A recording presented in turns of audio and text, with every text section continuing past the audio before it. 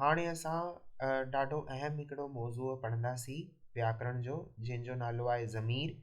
ऐं ज़मीर ॻाल्हाइण जे जुज़े जो हिकिड़ो ॿियो अहम मौज़ूअ आहे जंहिंखे पढ़णु घुरिजे। ऐं ज़मीर खे सम्झण खां पहिरीं असां चंद सिटूं ॾिसंदासीं जेके हिन रीति आहिनि। राम ऐं श्याम चयो असां बाज़ारि वञी रहिया आहियूं। हरीश राजेश खे चयो तूं अॼु ज़रूरु अचिजांइ। राधा स्कूल मां वापसि आई, हुन माउ खे स्कूल जो हाल अहिवाल ॾिनो। काजल मूं अॼु इनाम खटियो। हाणे हिते जेका लफ़्ज़ ॾिसण जोगा आहिनि उहे आहिनि असां, तूं, हिन, मूं।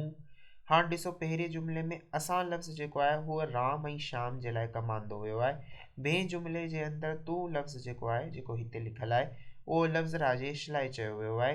राधा स्कूल मां वापसि आई, हुन। हिते ॾिसो टे में जुमिले में हिन लफ़्ज़ जो जेको इस्तेमालु आहे उहो राधा जो अहवालु ॾियण जे लाइ इस्तेमालु थियो आहे, हुनजे लाइ कमु आंदो वियो आहे। काजल मूं अॼु इनाम खटियो, ही मूं जेको आहे, जेको ॻाल्हाईंदड़ आहे, हुन पंहिंजे लाइ इस्तेमालु कयो आहे। इहे जेके लफ़्ज़ इस्म जी जाइ ते इस्तेमालु थियनि था हुननि खे ज़मीर चइबो आहे। ज़मीर खे अंग्रेज़ी में प्रोनाउन ऐं हिंदीअ में सर्वनाम चइबो आहे। त हाणे हिन जी डेफिनेशन ॾिसंदासीं। इस्म बदिरां इस्तेमालु थींदड़ लफ़्ज़ खे ज़मीर चइबो आहे। मिसाल मां, तूं, तव्हां, केरु, असीं, कुझु, हू, उहे वग़ैरह। हाणे हेठि ॾिनल सिटुनि में असां इस्म ॻोल्हण जी कोशिशि कंदासीं। तव्हां सभु कतार में बीहो, त ही तव्हां जेको आहे ही हिकु ज़मीर आहे।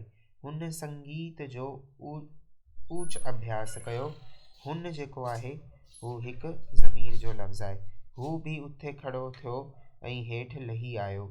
तूं ऐं मां सुभाणे घुमणु हलंदासीं, असीं हिमत न हारींदासीं। हाणे हिन सभिनी जुमिलनि में तव्हां, हुन, हू, मां, तूं, असीं, इहे सभु जेको आहे ही सभु ज़मीर आहिनि।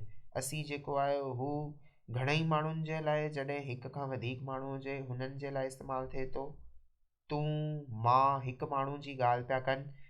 हू जेको आहे हुन हू सां ज़ाहिर थिए पियो त ही माण्हू जेको आहे ही मर्द आहे, औरत कान्हे। जेकॾहिं हूअ हुजे हा त ही औरत थिए हा।